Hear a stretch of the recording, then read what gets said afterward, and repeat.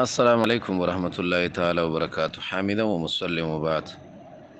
یو محترم رور پوښتنه کړې ده چې یاره په یو مسجد کې یو ځلې جمع وشي بیا ورکې دوباره جمع څنګه ده؟ جناب محترم دا مسله احسن الفتاوا جلد لسم صفحه 291 باب الامامت والجماعت کې صراحتا را نقل کړي او پوښتنه چا کړې ده پکې استفتاء په دې کې سوال او پوښتنه د نن سبا شیخ الاسلام مفتی محمد تقی العثماني حفظه الله کړی ده. د پوښتنه کړې ده چې یاره په امریکا کې مساجدو کې دوباره جمع کیږي نو بیا څنګه چل نو بیا کې ډېره تفصیلی فتوا پکې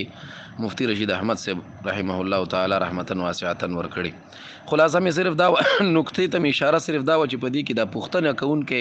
دا سوال چې چا کړی دی دا نن سبا وخت کې د مفتی تقی العثماني حفظه الله چې دا پوښتنه د کړې ده نو به پاغي کې لیکلي دي چې یاره جماعتونه دوه قسم دي. یو د لارې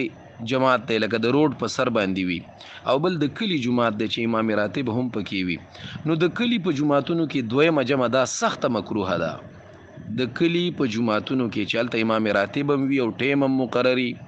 پاغي کې دویمه جمع دوباره جمع کول دا سخت مکروه ده او ناشنا دلایل ور باندې پیش کړي دي. د امام شافعي رحمه الله قول هم پکې پیش کړي دی. احسن الفتاوا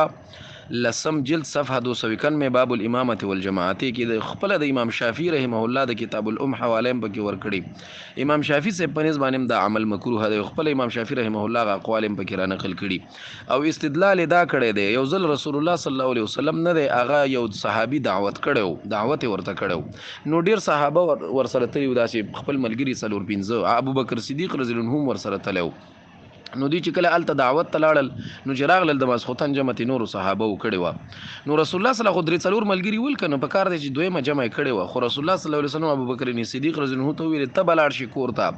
تبه الته خپل جمع خپل ماشومان ته ورکې او زبلاړ شم کورته الته بخپل ماشومان ته جمع ورکم نو ویل وګوره کچرته بالفرض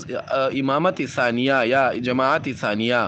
دا په شریعت کې بهترین عمل وای نو رسول الله صلی الله علیه وسلم په مسجد نبوي کې کړی وای ځکه د مسجد نبوي یو من په 50,000 دی خو رسول الله صلی الله علیه وسلم د دې وجنه چې یاره جماعت ثانیه مستقل سنت نشي او بیا به خلک دا کار کوي. دي کې نقصان دا دی چې بیا پکې تقلیل د جماعت راځي. هر سړی به منځ بیا خپل جماع ځان ته وکړو کنه او تقلیل د جماعت خو مکروه تحریمی دی او ډیره سخته ګناه ده کې خو رسول الله ډیره سخت خبري په فرمایلی دي. نو د دې وجنه کم مسجد چې په کلی کې وي او دا سړیم د دې کلی وي نو هغه د لپاره دویمه جمع دا سخته مکروه ده او که کم مسجد په لار باندې وي او په لار کې سړی ورته گاډي یا مسافر یا ودرېږي او ورته ورکوز شي بالکل پکې جماعت ثانیه کولای شي. السلام علیکم ورحمت الله تعالی